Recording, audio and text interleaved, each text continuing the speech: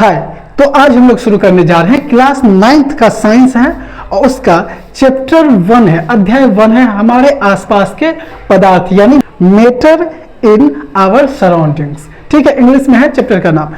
अब देखो, इससे पहले हम लोगों ने टोटल 9 प्रश्नों के उत्तर किए हैं। कितने? 9 प्रश्नों के उत्तर।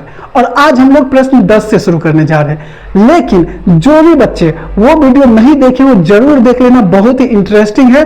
और जो भी ये वीडियो देख रहे हैं उसको मैं यही बोलना चाहूंगा कि तुम लोग कॉपी कलम साथ में लेकर बैठना, ताकि इसको अभी नोट कर लो, ताकि रिवीजन करने में कोई दिक्कत नहीं हो। ठीक है, और हम लोग इसको आगे बढ़ाते हैं। देखो, प्रश्न 10 है, ऊर्ध्वपातन किसे कहते हैं? ऊर्ध्वपातन किसे कहते हैं?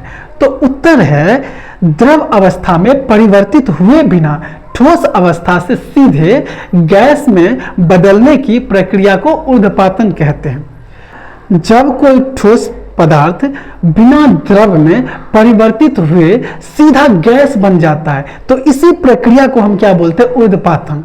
ठीक है, बहुत इजी है, बहुत आसान है। आज का जो है ना, ये बहुत ही आसान है। अब है प्रश्न 11 में, निक्षेपण किसे कहते हैं? तो उत्तर है, गैस से सीधे ठोस बनने की प्रक्रिया को निक्षेपण कहते हैं। यानी गैस अवस्था में है और वो सीधा क्या होगा कि ठोस अवस्था में परिवर्तित होगा, तो इसी प्रक्रिया को हम क्या बोलेंगे? निक्षेपण। अब है प्रश्न 12, संघनन किसे कहते हैं?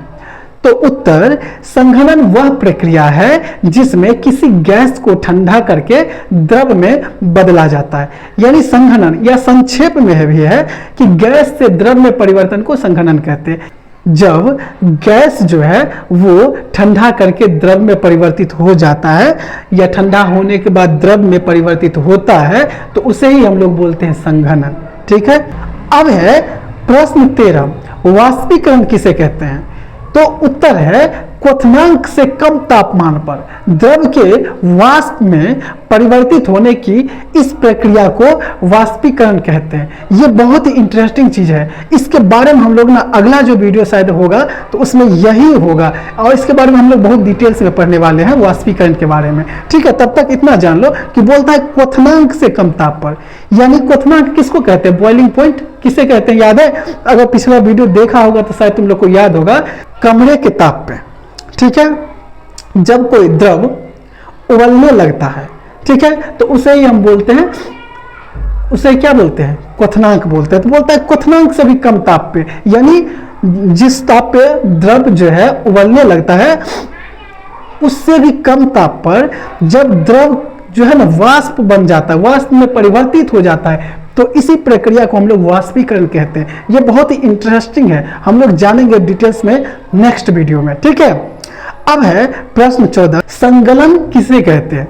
तो उत्तर है, वह प्रक्रिया जिसमें कोई ठोस पदार्थ गर्म होकर द्रव में बदल जाता है उसे संगलन कहते हैं।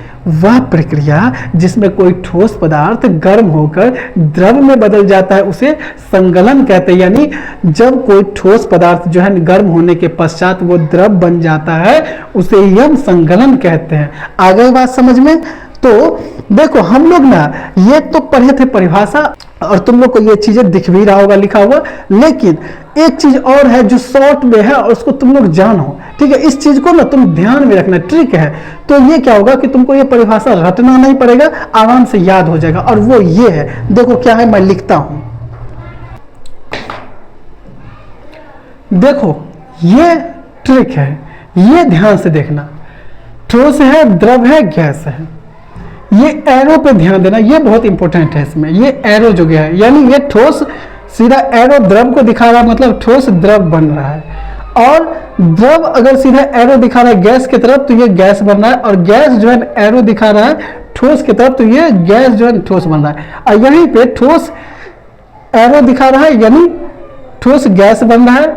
अगर गैस एरो दिखा रहा है क्या, तो ये द्रव बन रहा है, और ये द्रव जो इधर दिखा रहा है तो ये हो ठोस बन रहा है, द्रव से ठोस बन रहा है। इसमें तुम लोग ध्यान देना है, वो ये चीज है, अगर ठोस द्रव अवस्था में परिवर्तित होता है, गर्म होने पे ही द्रव बनेगा, तो उस प्रक्रिया को हम संघनन कहेंगे। और जब द्रव ठोस पदार्थ में परिवर्तित हो जाएगा द्रव, तो उसे हम क्या बोलेंगे? जमना।